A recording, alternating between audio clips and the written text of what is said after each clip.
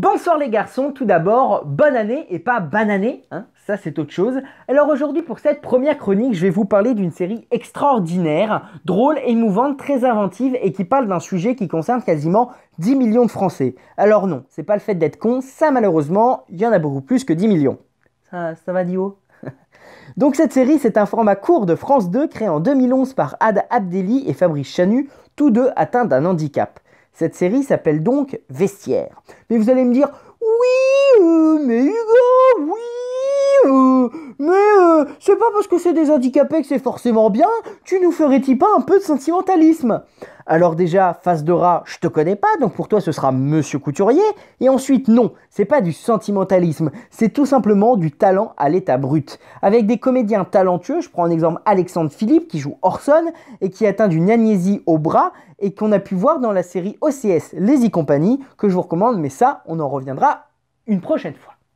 Oui, mais Hugo, revenons à la série. De quoi parle-t-elle? Y a-t-il un fil rouge? Alors non, Tooms, il n'y a pas de véritable fil rouge, mais en fond, l'histoire se déroule dans un club de natation handisport, et donc dans un vestiaire. Ah, d'où le nom.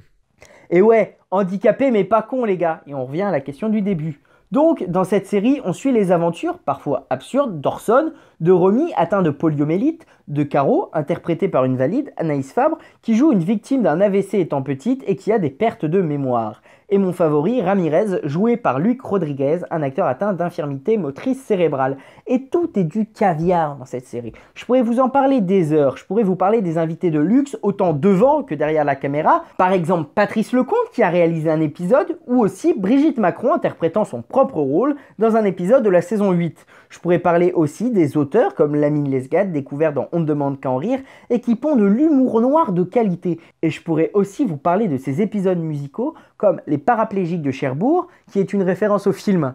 Vous l'avez, garçon? Non? Au Parapluie de Cherbourg, bien entendu de Jacques Demy, sorti en 1964. Ces épisodes musicaux, ils me font toujours autant kiffer, j'ai pas d'autres mots. Il n'y a pas que des épisodes drôles, il y a aussi des épisodes plus touchants, comme cet épisode de la saison 9 avec Clémentine Célarié, qui elle est valide, et Joseph Chauvenet, qui lui est autiste et qui parodie le film The Artist. Et aussi une des forces de cette série, c'est qu'elle est quasiment disponible intégralement sur YouTube, et ça c'est vraiment bien que le service public propose ces choses-là sur Internet. Et en fait, cette série, c'est ça. C'est pas des handicapés que l'on voit à l'écran, ce sont des acteurs en situation de handicap.